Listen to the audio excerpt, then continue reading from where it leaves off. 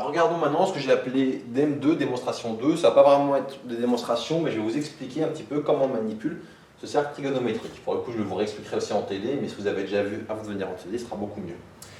Donc regardons comment fonctionne ce cercle trigonométrique. Qu'est-ce que le cercle trigonométrique déjà? C'est le cercle en fait de rayon, de centre d'abord l'origine, et de rayon 1, qui passe ici par ces 4 points. C'est quoi le principe? Le principe, c'est que vous allez vous poser la question, quelles sont les valeurs des cosinus et des sinus de certains angles?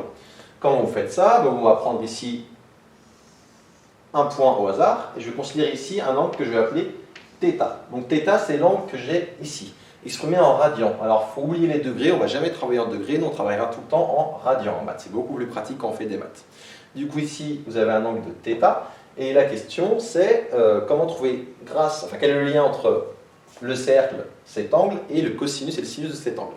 Alors pour le coup, je vais écrire un peu plus petit, vous pouvez lire quand vous avez ici l'angle θ, qui arrive ici à ce niveau-là du cercle trigonométrique, en ce point-là. Si vous regardez ici, vous allez pouvoir lire à cet endroit-là la valeur du cosinus θ. Donc ici, vous lisez la valeur de cosinus θ en abscisse et en ordonnée. Vous allez lire sur cet axe la valeur du sinus θ. Donc, le cosinus θ, c'est l'abscisse de ce point, et le sinus θ, c'est l'ordonnée de ce point. De ce fait, on a deux propriétés très importantes du cosinus et du sinus qui arrivent toutes seules. Premièrement, donc, si je me place un point ici, quelle est sa norme? Je vous laisse réfléchir 3 secondes à vous donner la solution. Donc, quelle est la norme si vous voulez, du vecteur, si j'appelle ce point M? Quelle est la norme du vecteur OM? La norme du vecteur OM, si vous regardez, alors d'abord faisons la définition d'ailleurs, ça va être, si vous vous souvenez bien, la racine carrée de l'abscisse au carré plus l'ordonnée au carré, c'est-à-dire ça va donner racine carrée de cos carré θ plus sinus carré θ. Mais qu'est-ce que je peux dire sur le point M? Le point M il est sur le cercle de rayon 1. Donc s'il est sur le cercle de rayon 1, c'est que la distance du point M à l'origine, c'est 1. Alors c'est quoi la définition de la norme? C'est rien d'autre que la distance, justement, du point M à l'origine, qui vaut donc 1 vu que je suis sur le cercle. Donc ça, je sais que ça vaut 1. Conclusion, première propriété, si racine carrée de cette quantité vaut 1, c'est que cette quantité vaut 1, c'est-à-dire cos carré θ plus sinus carré θ égale à 1. Cette formule, c'est bien de la connaître par cœur, elle est vraiment très utile, et vous voyez qu'en fait, qu'elle est au final super naturelle. Elle vient directement de la définition du cosinus et du sinus. Autre chose, mon cosinus θ, en fait, donc, si l'angle est de ce côté-là, il est entre 0 et 1. Si j'ai un angle de l'autre côté, il va être entre moins 1 et 0. Conclusion, je peux dire que le cosinus est toujours compris entre moins 1 et 1. C'est aussi utile de l'avoir en tête. Pareil pour le sinus. Si l'angle est dans ce demi-cercle supérieur, je vais avoir mon sinus entre 0 et 1. Si mon angle, je fais un tour plus grand, je suis dans le demi-cercle ici inférieur, je vais avoir entre moins 1 et 0. Et donc le sinus, c'est toujours compris entre moins 1 et 1. Donc pareil, ces deux propriétés sont assez utiles, elles sont logiques de par la définition, et sont assez utiles, donc c'est bien de les avoir en tête. Maintenant, regardons. Vous, ici, dans votre cours, enfin dans le tableau qui suit, vous avez les valeurs remarquables de cos et du sinus pour les angles qui sont entre de 0 à pi sur 2. Donc vous n'avez que des valeurs pour ce cadran-là. La question, c'est comment faire pour connaître la valeur d'un angle qui ne serait pas dans ce cadran, mais dans celui-ci, ou dans celui-ci, ou dans celui-ci. Alors, je vais prendre des exemples un tout petit peu au pif. Alors, regardons. Là, j'ai un angle de θ.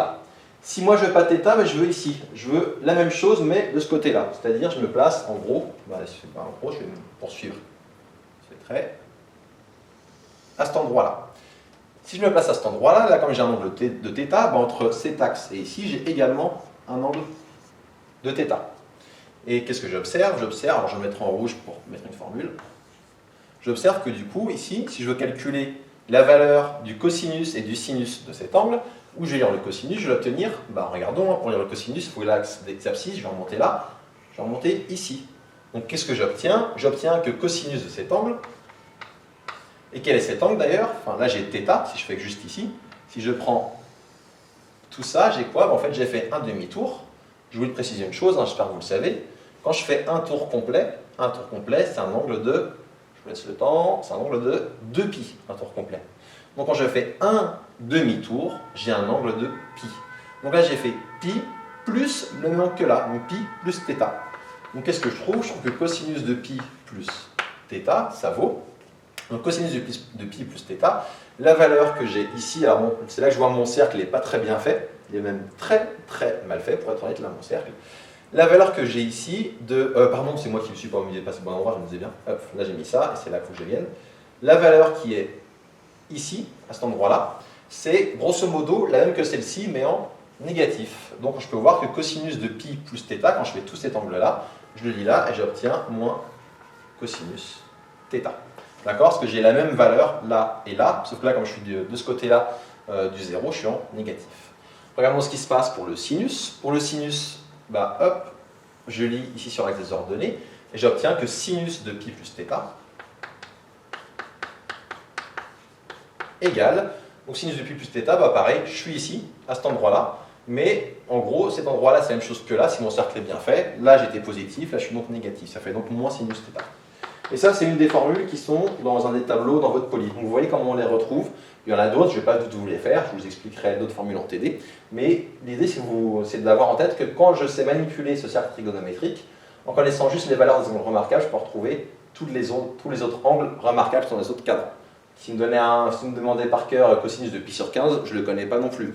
C'est que pour les valeurs remarquables qu'on peut travailler et trouver ça. Donc ça termine cette démonstration, ou ce n'est pas vraiment une démonstration, je vous apprenais un peu ici à manipuler le cercle trigonométrique.